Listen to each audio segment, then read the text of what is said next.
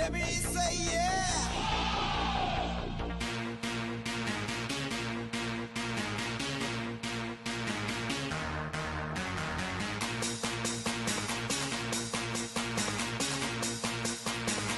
Let me say yeah.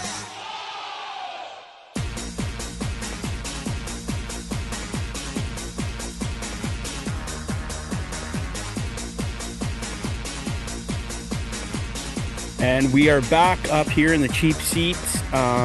Stanley Cup Finals is over. This 2023-24 season is done. There is a brand new Stanley Cup champion in case you've been living under a rock. So on behalf of the cheap seats, we would like to congratulate the Florida Panthers on their first ever Stanley Cup championship. Joining us tonight, you got Jimmy Ward as usual. Looking a little different this week. You know, you hmm got it looks like you shaved the playoff beard. You're looking like those Edmonton Oilers at their news conferences, all shaved up and looking clean, buddy. How are you? I'm good. I'd like to say, a lot of people ask me if I shaved my playoff beard, even though I had the beard going for quite a while. But the truth is I just got tired of having to wash my face after every meal and surviving plus 27 heat. So feels good, and the beard will be back. It'll be back. It always is. When the Rangers are back, the beard is back, right? That's right. Yeah, we'll go strong. Start of the regular season, and we'll take it all the way through. Love it, love it. I wish I Mhm. could grow a beard like you, Jimbo, but Just try. we don't know what this guy even looks like. But also joining us, we got Nick back with us again this week. Nick, how are you? Yeah, I'm doing pretty good. Pretty busy week this week with the NHL, the Stanley Cup final ending on Monday, and then they had the awards tonight, and the drafts tomorrow and Saturday, and then free agency on next Monday. It's a pretty busy time. Yeah, it's a sure is a fun time, that's for sure too. What's with the NHL awards? Like, why is it so like blah, like nothing? Like, I didn't even know what was happening tonight, to be honest with you. Yeah, I don't know. Like, I don't know why they don't just do it. Like, they do half the awards where they just announce them during the playoffs. Like, just do all of them that way. I don't know, and I don't know what they're going to do beyond this year. With the draft not being, with the teams not being there live. I guess I don't know what they're going to do going forward, if they're still going to have an award show or how that's going to work. Yeah, it makes no sense. And I was just talking to somebody else, and apparently, Connor McDavid, he won the Conn Smythe, and he did not go out to accept it, which is totally understandable. Yep. But then there was somebody else that said he wasn't even at the awards tonight, even though he was a runner-up for some awards or whatever. And I'm like, who cares? But anyways, let's go back to last time we talked. Yeah, it was going to game 6 here in Edmonton, and both of you guys picked the Oilers to win that game, and they did so pretty easily. Um, but then unfortunately back in Florida, looked like they really didn't have an answer. Let's go to Nick. How did you find those last two games play out? Game six played out as I expected. And actually, game seven, I thought was a really, really good hockey game. It's really tightly contested. For me, that was probably the best game of the series. Florida made some the proper adjustments that they needed to, and they got back to playing their game. They made one mistake in that game, and Ekblad kind of got caught in the neutral zone, and Janmark went in and scored that goal. But that was really the only mistake that Florida made, and they ended up winning that game. Obviously, good for them. And I was a little surprised. I thought the deployment in the third period by the Oilers, they went to the nuclear option, which is fine. But I thought they really overplayed those guys, especially in the last half of that third period. And you could just tell that with a minute and a half, 2 minutes to go, McDavid and Draisaitl and Hyman and Bush and Ekholm, they were just gassed, and they never really had a chance late, even with the goalie pulled. And but you know what, Florida, it's really hard to beat. Both those teams understand now it's really tough to beat any team at that point in the season, four straight games, and neither of them could get it done. And I don't know if you wonder if the better team won. The better team definitely won on Monday. But I think the series was pretty even for me. It was the margin of error was razor thin between those two teams. Yeah, and we chatted the other day, and you were just saying the second that puck went in the corner, with what was it, like 13 seconds to go, you're like, this one was over. Um, yeah, because you look at the Oilers all season, and it was like when they're down by a goal and they pull their goalie, it was like almost a guarantee that they were going to get some grade A chances. We didn't see any chances. Jimmy, would you just put that down to just out of gas, or do we have to give Florida some credit too on how they played that?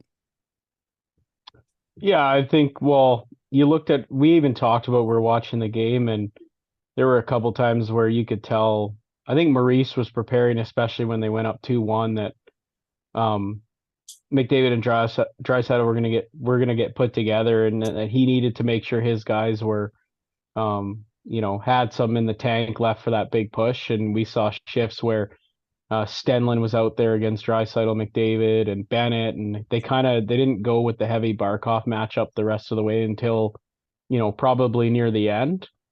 And I think, it definitely paid off. I agree with Nick. I think Knobloch went maybe a little too early. I think it was about 8.5 minutes left that he basically played them 6 of 8 minutes. And you could tell because when Bouchard had to regroup behind the net with 22 seconds left, and everyone's going, why isn't he going? Well, he's dead tired. Like, he had to take 3-4 seconds just to get up the ice, right? And you could just tell, like, putting themselves in a 3-0 hole, having to win 3 hard games, the travel, getting behind in game 7, even though Janmark had tied it up. When Reinhart took the lead, I just felt like Florida was going to be able to grind this out and now really protect the middle of the ice, and that's what they did. And that's what this series came down to. It was Florida's 5-on-5 versus Edmonton Stars and the special teams. And Florida's power play, even though it never really got going, the production from McDavid and Draisaitl in game 6 and 7 had kind of dried up. And so that really came down to Florida's defensive pair depth and marginally winning 5-on-5. And that's a 2-1 win in a game 7. So I think that's kind of what I would look at it. I think Florida's 6D as a whole, I think was a pretty significant difference in the series. And obviously the 5-on-5 play. Yeah, Nick, I don't know if I mentioned this to you the other day, but I just personally wonder why isn't Knobloch putting even that Janmark and Brown line, they were just unreal all finals long. Like, throw them out there at 4 minutes and then get the big line out there at 3 minutes. But I don't know. Maybe they did do that. I'm not sure, but talk about that line's playoffs, even their finals, like Janmark and Brown. And I think we kind of touched on it last episode about, how Connor Brown has just kind of earned all of his money here in the playoffs, and that's kind of where you need a guy like that. Yeah, absolutely. That line was really, really good. And the scary part for Edmonton is that that entire line could potentially not be back at all next year because I think everybody in that line's a UFA. So, they had a really, really big impact on that series. Connor Brown to me was the best penalty killer in that series. He was really, really good. Matthias Janmark, that was the best hockey he's played as an Oiler, I would argue. It's funny because you don't really think about him, but a couple of years ago when he was with Vegas, he had a hat trick in a game in the playoffs, a pretty significant one. I think it was in the game 7, if I recall correctly. It was a pretty big hat trick. So, those guys really stepped up when they needed the depth to really help them the most, especially, as like Jimmy pointed out, McDavid and Draisaitl, weren't putting up the numbers in game 6 and 7 that they had in the previous 3 games. So, depth matters, and we saw that with Florida. They're a pretty deep team. They were able to pull, even knock Pozo out of the lineup, and Lomberg, when he came in, he played pretty well. Pozo came out, like I said, and they had Cousins in there for a game, but they were really good depth wise, Florida, and Edmonton matched that. So no, full credit to those guys. They were a good line. And we'll just kind of wrap up on the Stanley Cup Finals here.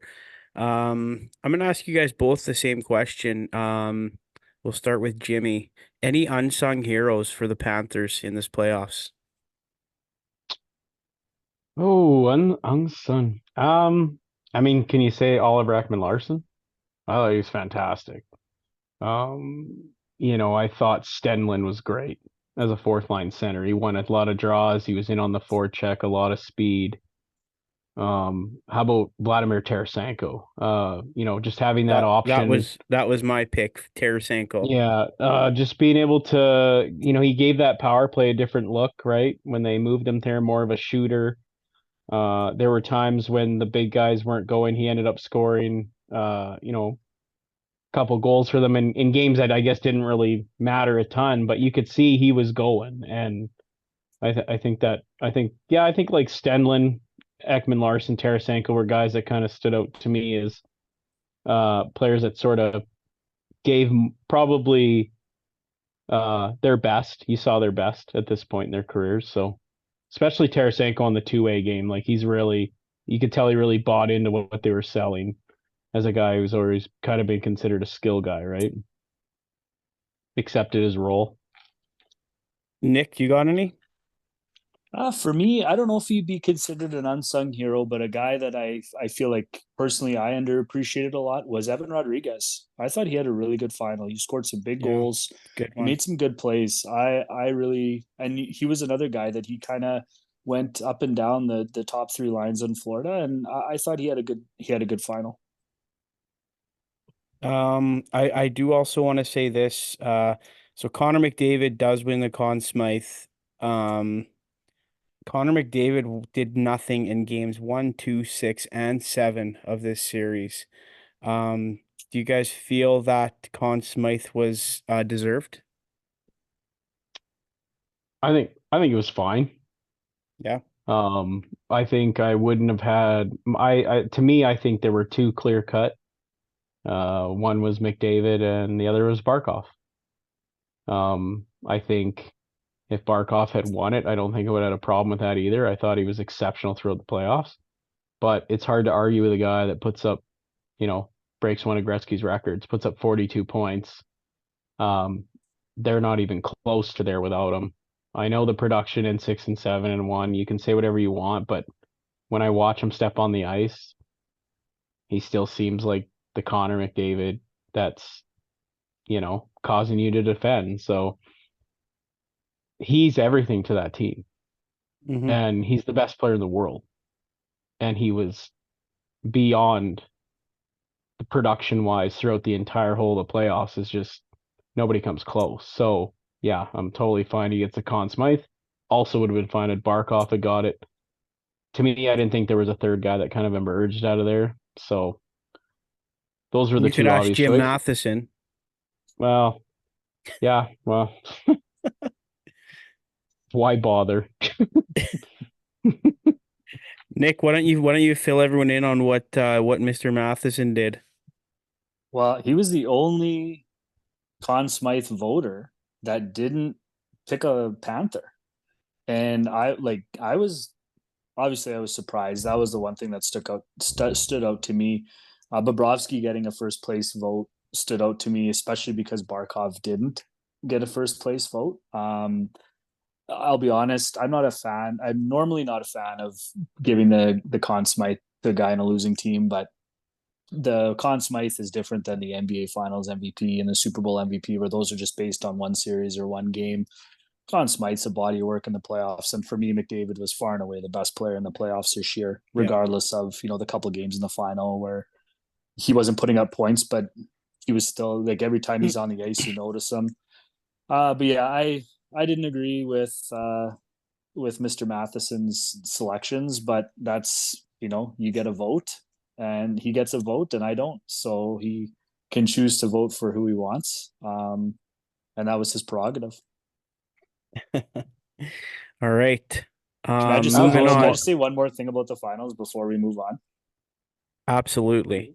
So there is this the most interesting stat from the series for me was they went 7 games and there was only one lead change in the entire series in a game. And that was in game 2. Ekholm scored first, and then the Panthers ripped off 4 straight goals and won 4-1. In every other game, this team that scored first, they got no worse than it was like the other team would tie it up. They never lost the lead in the game, like worse than a tie, which to me is just shows like there were so many times in the first 3 rounds where I felt like no lead was safe. And then the Stanley Cup final was almost the exact opposite, where the defensive lockdowns by both sides were very impressive. That not, only one lead was relinquished in the entire series, which to me is an amazing stat, and full credit to both those teams for figuring that out, because both teams have highly skilled guys. They both have both teams had guys that scored 50 plus goals this year. To be able to keep that lead, hold a lead for an entire game is really impressive. That is a crazy stat. Yeah, that makes sense with, where it looked like when Florida's up 3-0, the Oilers were done, and when the Edmonton was coming back, I mean, we were all saying it. It looked like Florida would, this was going to be this storybook comeback. So that stat doesn't honestly surprise me. Like, it surprises me that it happened, but it doesn't surprise me that under the hood that actually had happened. So, And how important the first goal is, right? Yep. oh yeah, because it's so hard to fight your way back, especially when you're in desperation mode trying to get back into a series, right? Yeah, I think it was Chris Knobloch. He was asked about the importance of scoring first, and he said it's huge in the Stanley Cup final because then you get to dictate the play and play your game, and you're not chasing. So, and that was like the Stanley Cup final was a direct representation of that, how important it is to score first. Mm-hmm. Agreed. Did you have something else on the finals, Jimmy, or are we good? Nope. I think I'm good. Yeah, I think I'm good to move on. It was great, and Let's then put a now we get bow to on the this exciting season. part. Yeah, exciting Yeah. part, the off season.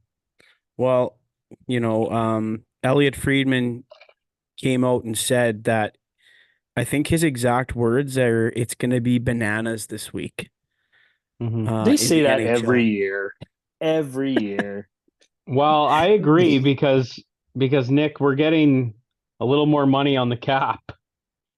So, and there's teams with lots of cap space, and there's teams that are desperate to make some changes, and there's strange GMs out there. So I'm gonna believe them. I'm thinking it is gonna be bananas. Well, should we just go straight to my team who traded Markstrom, and today they traded Andrew Mangiapane, who um he's been a good soldier for the Flames for a lot of years. He was a nice late round draft pick, and he worked out, and he's a regular in the NHL, and he goes to Washington for a second round pick. Mhm. And I think Nick, you put it out there that it's not even Washington's pick; it was Colorado's. You said.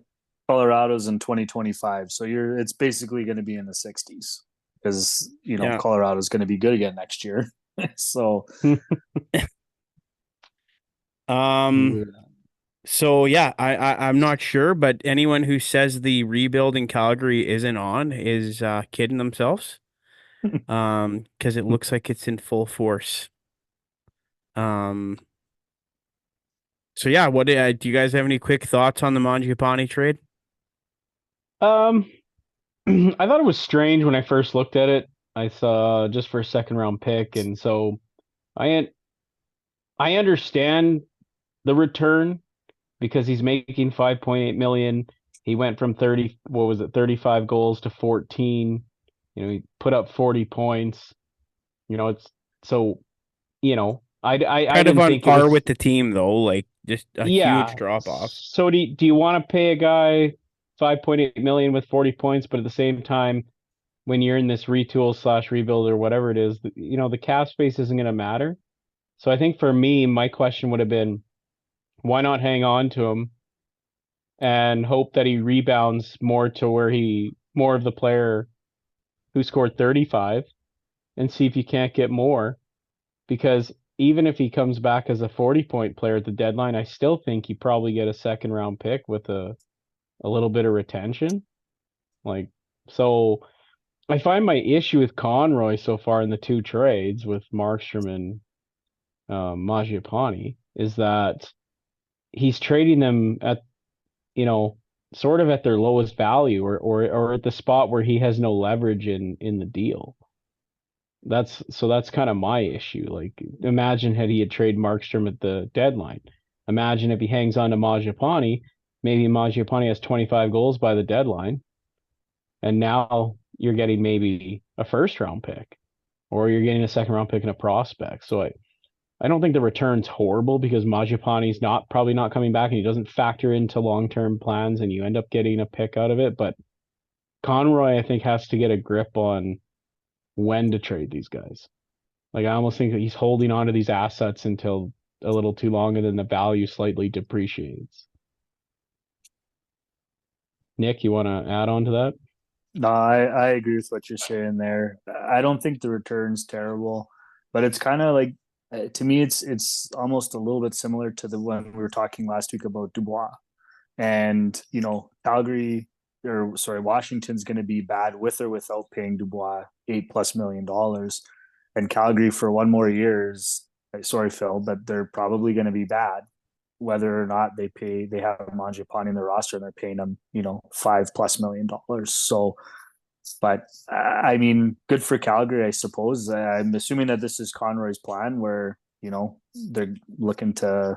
I think they have, what is it? Do they have 4 picks in the first 2 rounds next year now? Like, so it's going to be an important. This upcoming season is going to be important for the Calgary Scouts. They're going to have to, they're going to have to make these picks. They're going to have to turn these picks into players, and that's going to be. It's not going to be easy, but that's where the rebuild begins. Yeah, in the next 2 years, in the first 2 rounds, we've got 8 picks. We've got 2, 2, 2, and 2. Two Yeah. in round 1, 2 in round 2, and same for next season too. So, um, he's definitely like stocking up on these picks. Um, I don't know all the logistics of this, like Monahan, and a first going to Montreal, because I believe it's protected in some way for next season. Like, I think there was like literally like a book written on like all the stipulations of that trade, like with that pick. So like that one, if we end up, I think it's top 10 protected. I think, don't quote me on that. So if that one's still there, I don't know which pick Montreal does end up getting. It might be the year after. I have no idea. But I that's another one like I'm not too sure about either. I don't know if you guys know. I haven't looked at that. I I'm think looking at it, and I don't think I'm smart enough to figure it out. There's like Yeah, scenarios and then sub scenarios. I have no I mean idea. I think Calgary's going to be a bottom 10 team next year. So that'll be well, interesting. and that's the thing, because it came out, like something came out today about, and it just showed everybody's like highest picks they've ever had. Oh, And okay. Calgary's highest pick they ever had was 4th overall. Yeah. So And based on this, so I'm just saying. So it says in the event Calgary receives Florida's. So I don't even know, because now it's bringing up Florida's first in 2025. If both Calgary and Florida's picks are not top 10, Montreal received the better of the Calgary and Florida 2025 first round pick. If Calgary's pick is top 10 and Florida's pick is not top 10, Montreal receives Florida's pick. And then so it'll in probably the be event, Florida's pick. Yeah, that's what in will the end up event happening. Calgary does not receive Florida's first round pick, Calgary's pick is not. I don't know this.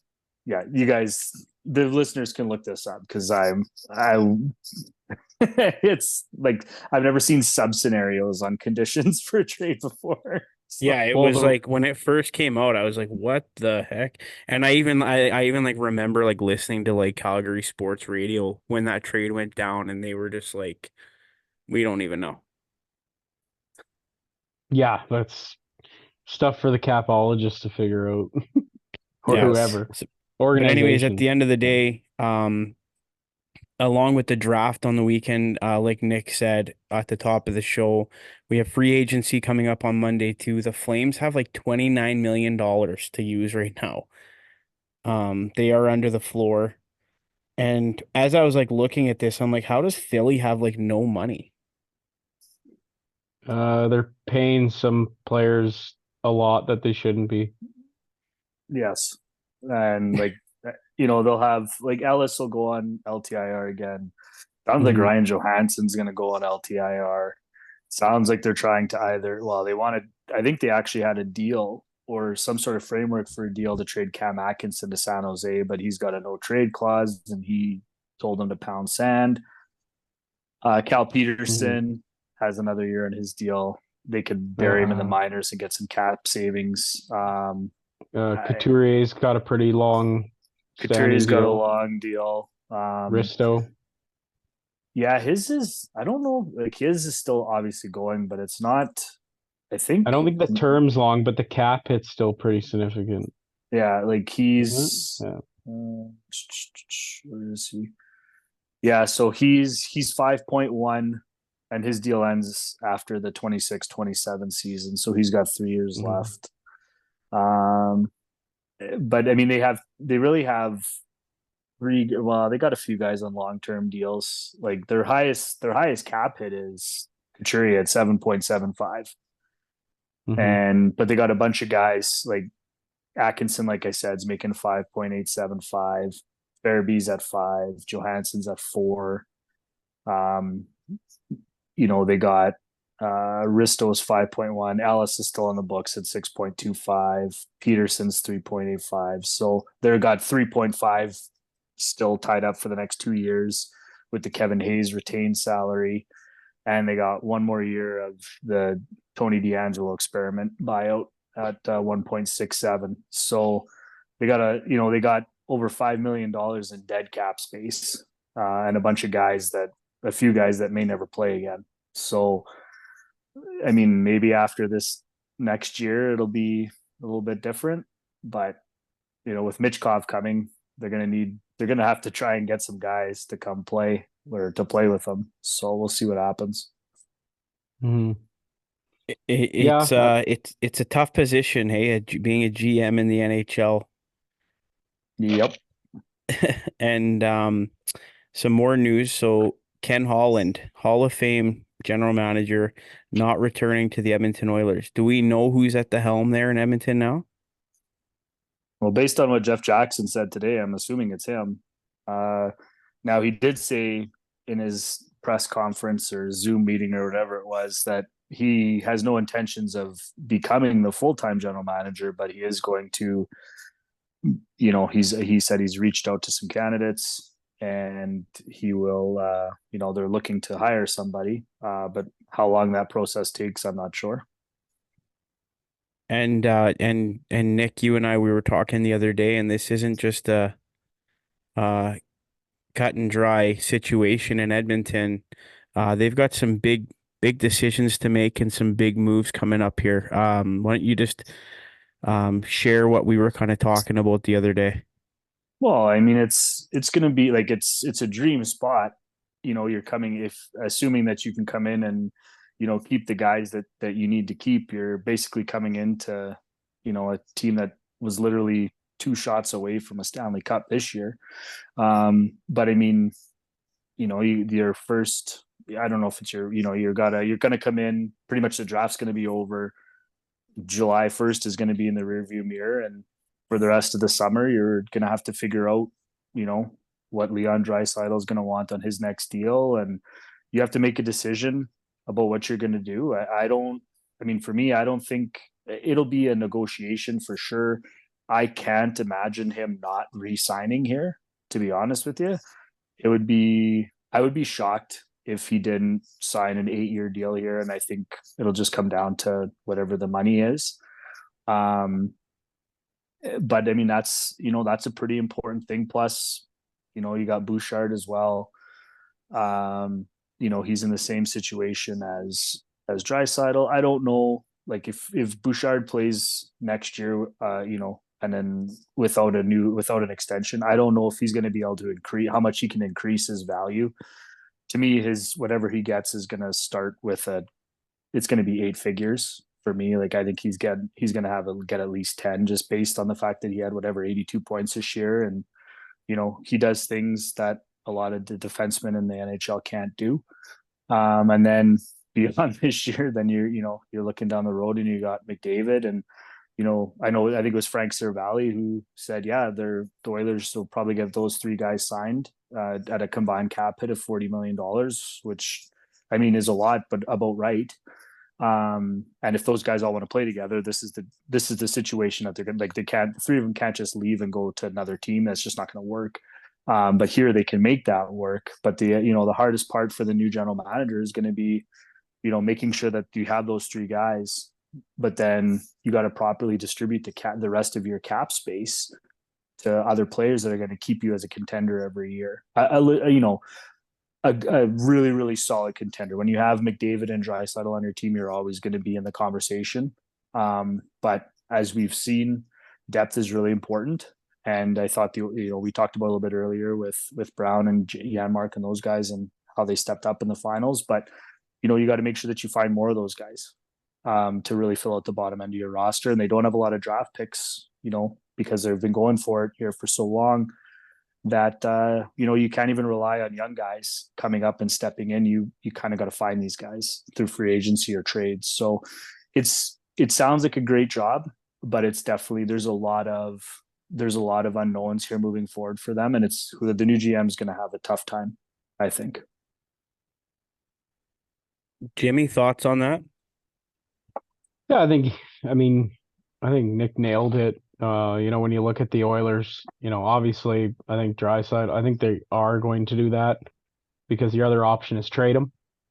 And then, you don't really have the GM in place, and now Jeff Jackson's going to trade one of his biggest chips, and really there's never been a market for a player that size. So the safe bet is to probably sign him. And yeah, he'll get eight 8 years. Same with Bouchard. I think Bouchard is going to be north of 10. He basically took a bridge deal that with the remaining cap space that the Oilers had last year or 2 years ago, because they had that 1 year they were right up against it and they had to get all these guys done. And so, yeah, I think that both those guys will sign. I think looking at this year, to me, I think depending on what they do, is probably their best shot to get back to the finals over the next 5 years.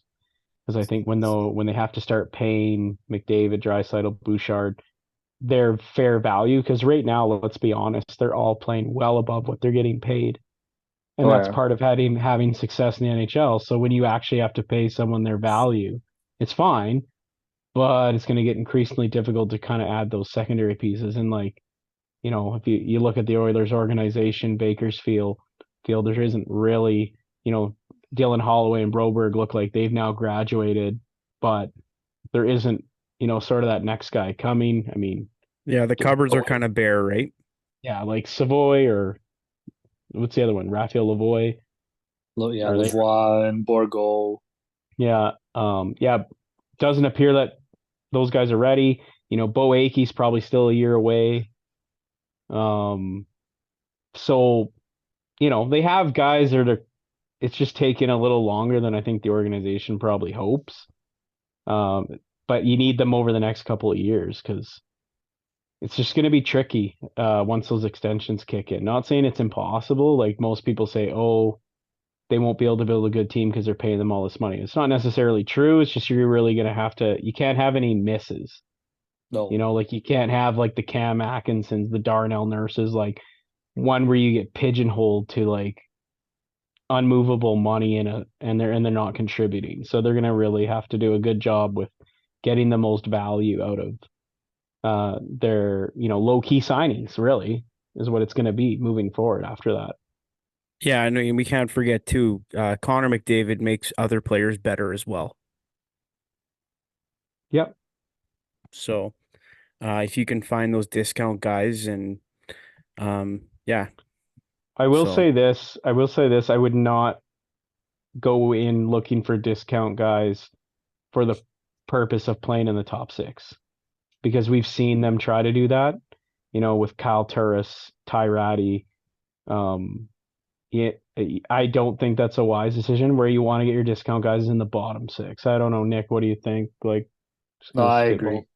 I agree. And I think, I can't remember where I read it today, but they made a really good point. It was, trying to you need a good solid winger on that second line, which I don't think that they have. Like they needed somebody consistent. They needed like Hyman or McDavid has Hyman. They need a Hyman type guy with Draisaitl, somebody that's that they can pair together. And then maybe you don't have to go the nuclear option all the time. And I feel like they just don't have that guy right now. And I think that that's something that's a winger for that second line, or like a legitimate winger would probably help out quite a bit for me. Yeah, and I was listening to Bob Stauffer actually the other day, and he said, "Who started the season with Connor McDavid this year? Do you guys remember?" Was it? No, I don't remember. Hyman Nick, and do you Nugent remember? Hopkins. Was it Hyman? No, Hyman and Kane. No, it was Kane and Connor Brown. Oh yeah, that's right. I forgot That's that. who started the That year with McDavid, and where did they end up? He says this is Bob Stauffer saying this. He said Kane was a non-factor for the last 40% of the season. Connor Brown played in your third line. yeah. True. So yeah, and I thought that was a good point from Bob. Yeah, well, So Kane's only signed for 2 more years, so I think he has a no trade at the deadline. yeah, Modified he no does. trade. Yeah, he does. He's doesn't Uh, because he's not going anywhere now. There's no, no movement. He's not going anywhere. Nurse is going nowhere.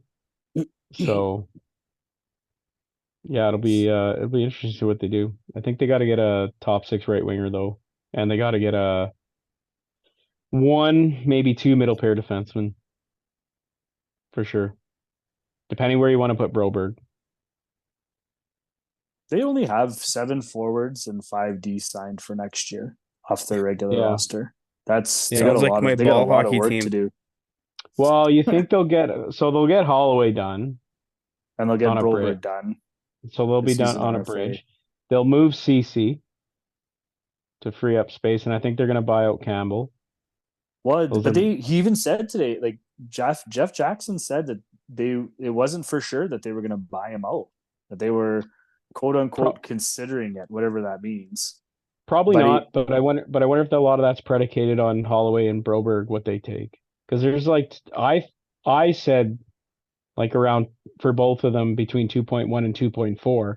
I had a buddy of mine said that's way too much. Like I don't. he was looking at like more like the 1.6 range and using Cam York as a comparable on a bridge deal for Broberg and then like 1.75 for Holloway. I thought that was kind of low, but what do you think? Yeah. Well, when's the buyout window closed? Like, because it closes at some point, right? Because those 29th, is it? Yeah, because those two guys, they're RFAs, so they don't even have to worry about them until after July 1. Yeah.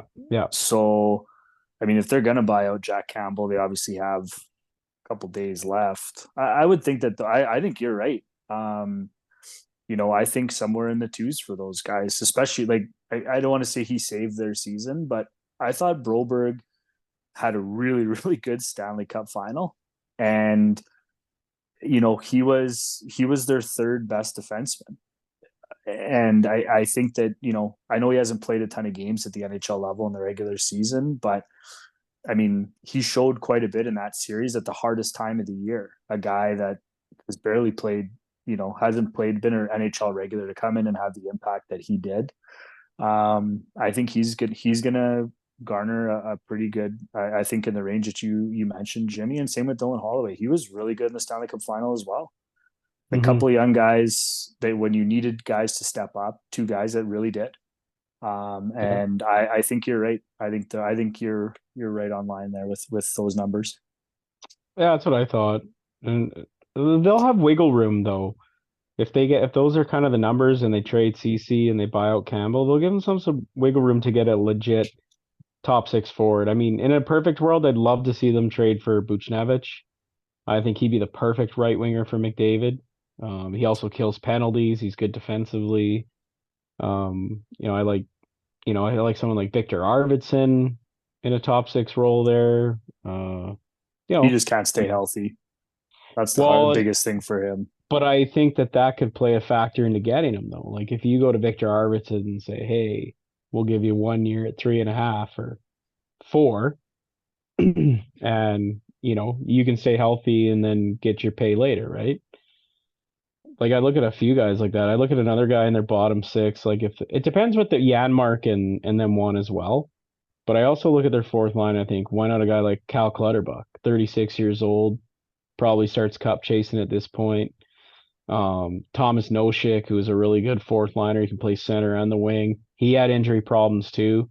Don't know if he's in New Jersey's plans or not, but there's a guy you could probably get around $1 million or just slightly under on a 1 year deal. So that'd be like kind of the value ones I'd start to look at. Guys who are in kind of maybe tough situations on other teams, and then you could kind of bring them in and maybe see if it works.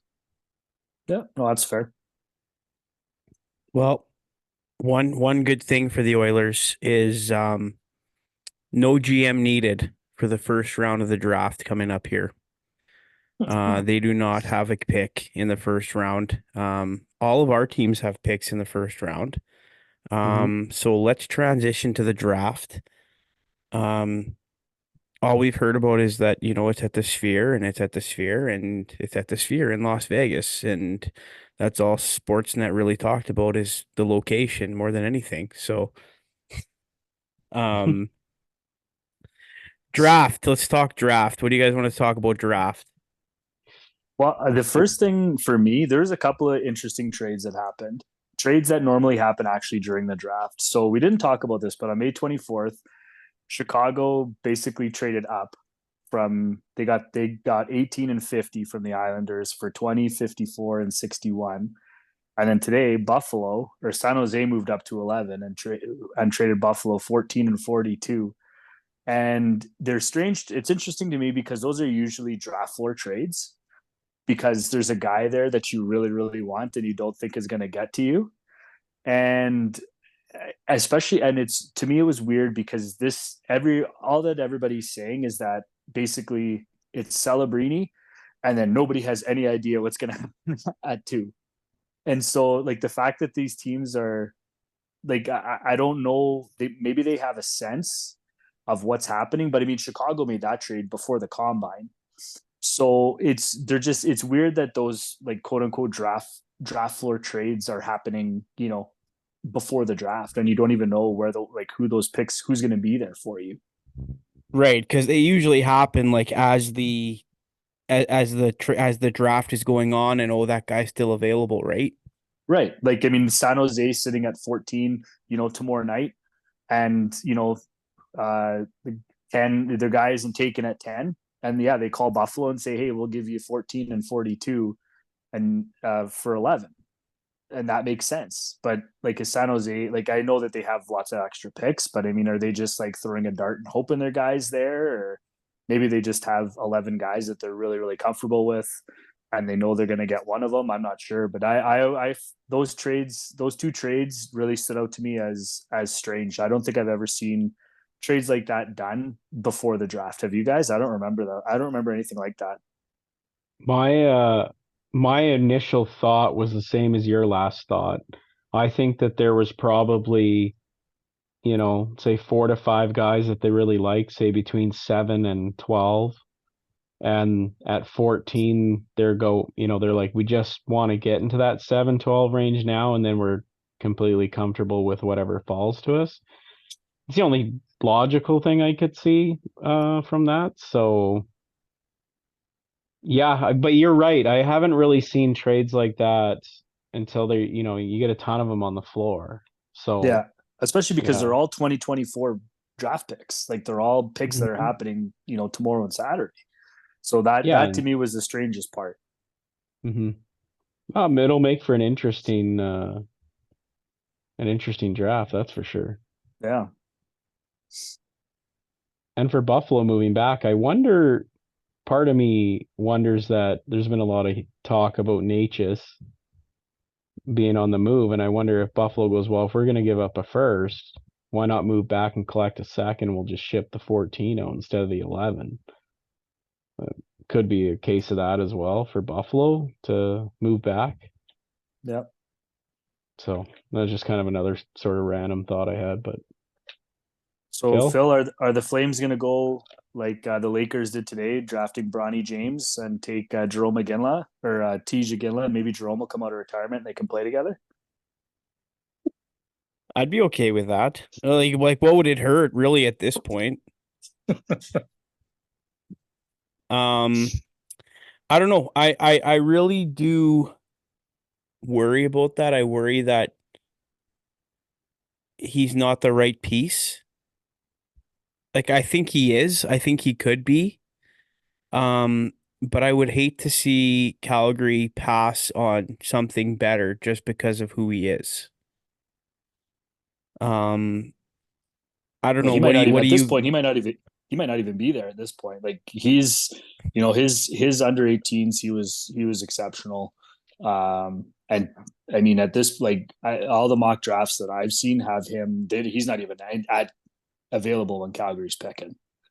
well, So I don't that's even know if you'll have to worry about it. Bob McKenzie had him like I think like 13th or 14th. Do you really? Okay, I missed that because I know Yeah, like Craig Button but then had him like at 5. Craig Button had it like yeah, no, I think he had him at like 3. Yeah, he was like way up there, and that's kind of what Jimmy. That's kind of did what. did Silyev die? Actually, in Craig Button, I'm looking at it right now. In Craig Button's mock draft from yesterday, he has a Ginlet 5 and Silyev Okay, going to Calgary at 9. Jeez, Silyev at 9. Phil, I do a backflip. yeah. So I don't know, and it kind of probably just goes like what you were saying about how it's like Celebrini, then nobody knows, right? I It's wonder kind if I of wonder if Mitchkov, like the fact that Mitchkov's coming over early, because that was the big thing last year, right? You couldn't trust like teams like, well, are we going to wait 3 years for him? And now it actually looks like he's going to come over this summer, assuming they'll let him outside the border.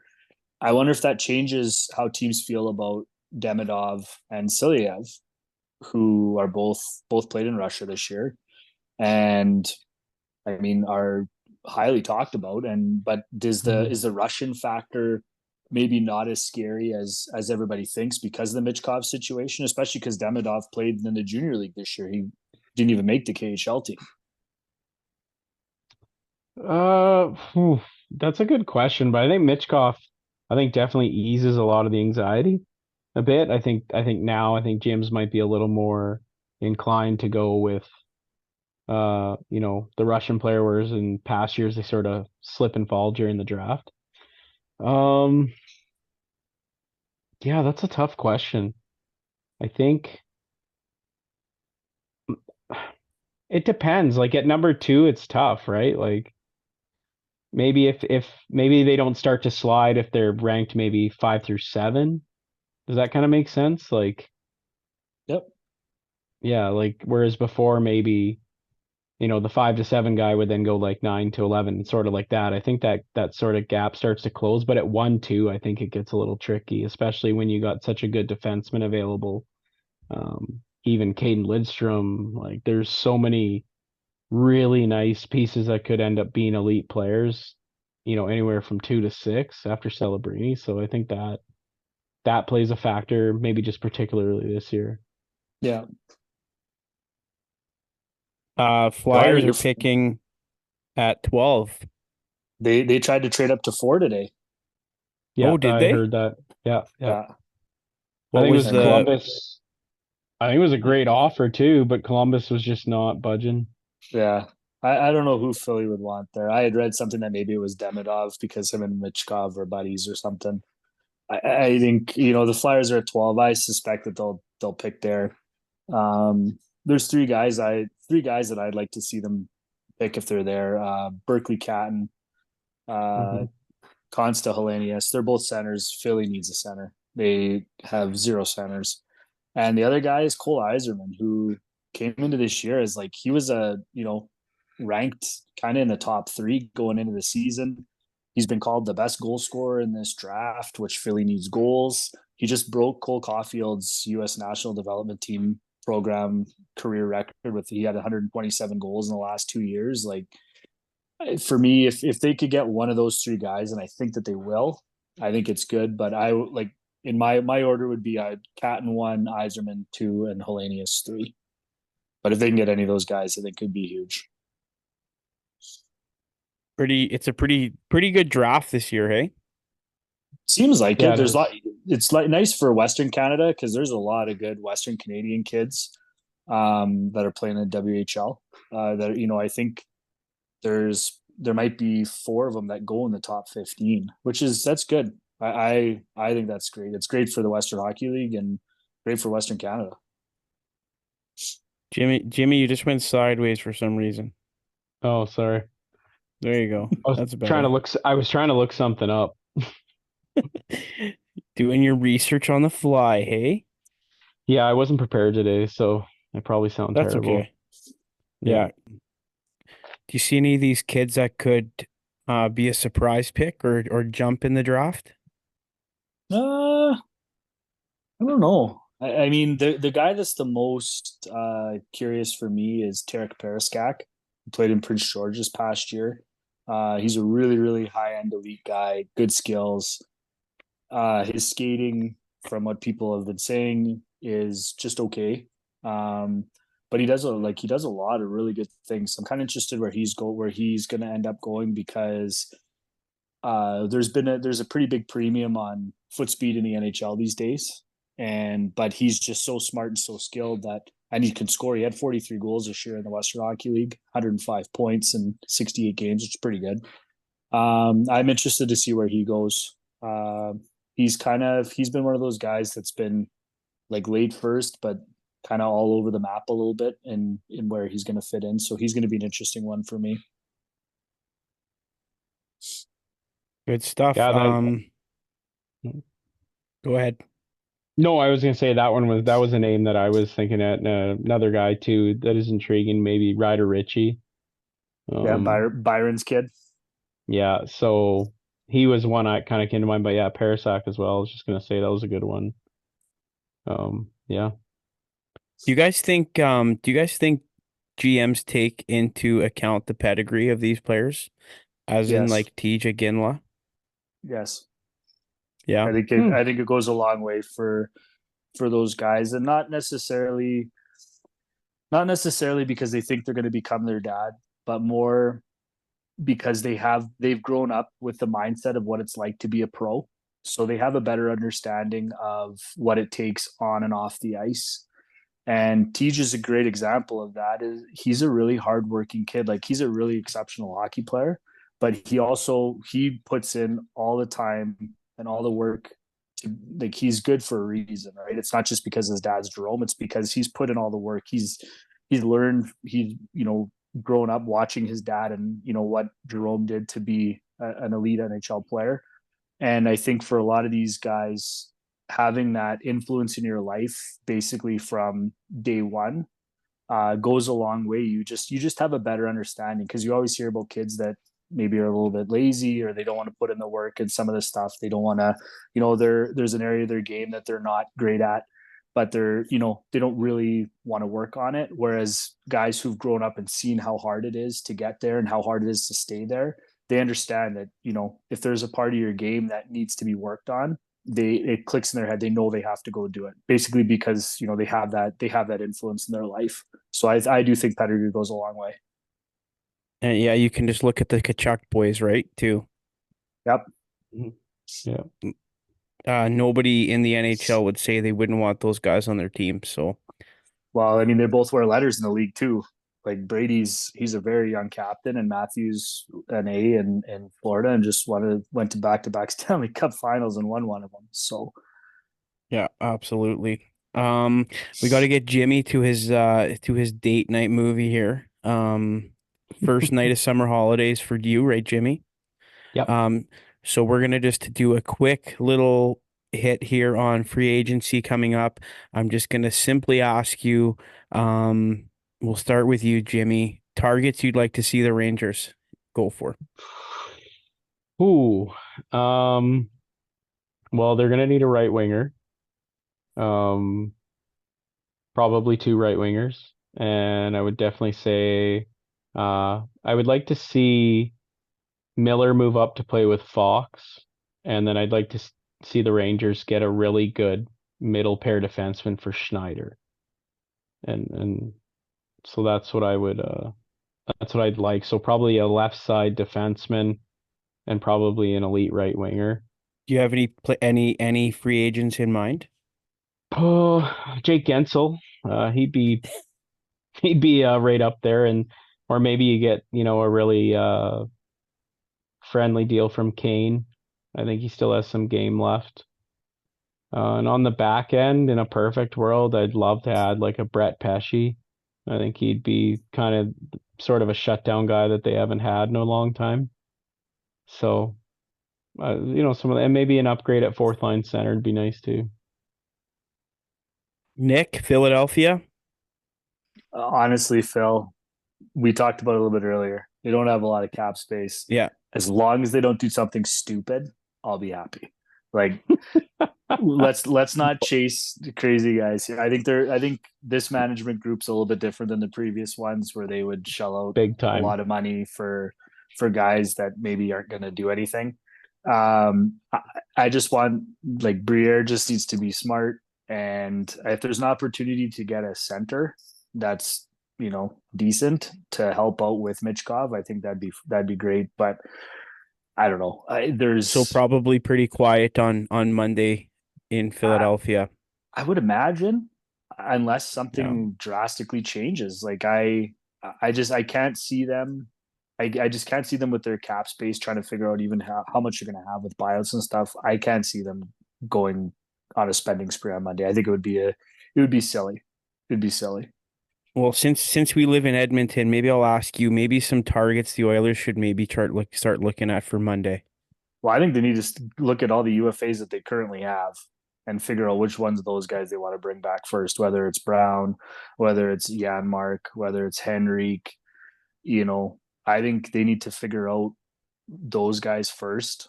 There's because even Fogel might be like he had a decent playoff. Like they got some guys. They have their own UFAs to figure out first. But like I said earlier, I think they need a good winger to play with Draisaitl. And a more consistent winger. They're not going to get a Hyman for Draisaitl, a Hyman type guy, but there is guys out there that they should try and get somebody with him, and then maybe they don't have to go with the nuclear option all the time next year. Yeah. And then for the Flames, I don't know what they're gonna do. I've heard they're gonna be active on Monday. Not sure what they're gonna be looking for in past years. I know last year it was like, who's that guy? I don't even know who half these guys are. I feel like they're like simulated like video game characters half the time. But one name I have heard is Jake DeBrusk in Calgary. Uh and I heard the term that they're kind of talking about is 4x6. So yeah, I don't know.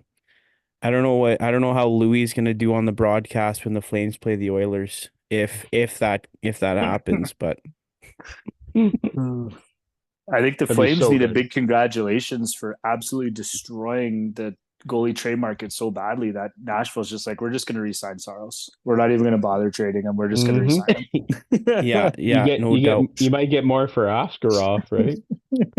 I think So the game plan, and you guys can correct me if I'm wrong, and even just your quick thoughts on Calgary. I hope they don't do too much on free agency day.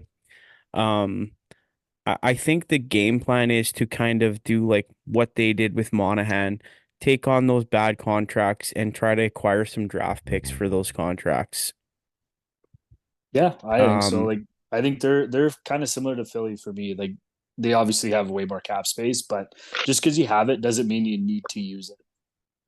right. And that's what it was like with Bradtree living. It's like the guy would like the money would burn a hole in his pocket, right? Like he Yeah, had to spend up to the cap every single year, like no matter what. Um, like look at the James Neal contract. Look at um the like just handing out money like to these players, and you're like, why, right?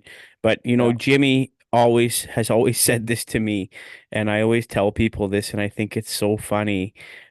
His little saying is free agency is like being hungry at the airport when you have to eat, but you have to pay for it, right? So, Yep. Hmm. and you could Yeah. say probably, free agency is like being hungry at Rogers Place or thirsty for a beer at Rogers Place. Like you gotta Like, pay for it, right? yeah. You want that beer, you gotta pay for it. And Yeah, you're that's right. overpaying. And that's what July 1st is. I can't remember who said it. There's a quote. I think I heard Nick Zararis say it, but I don't know if the quote was him or if he quoted it from someone else. But he says, "You can't win the Stanley Cup on July 1st, but you can certainly lose it." Yep.